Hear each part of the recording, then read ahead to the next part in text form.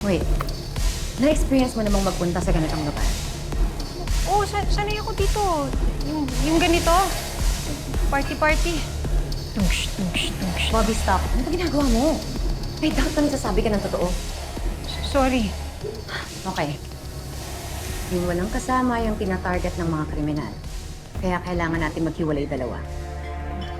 Yes, ma'am. Pero Bobby, sinasabi ko sa'yo, kapag na-compromise tong mission natin ng dahil sa'yo, sisiguraduhin ko na masususpindi ka.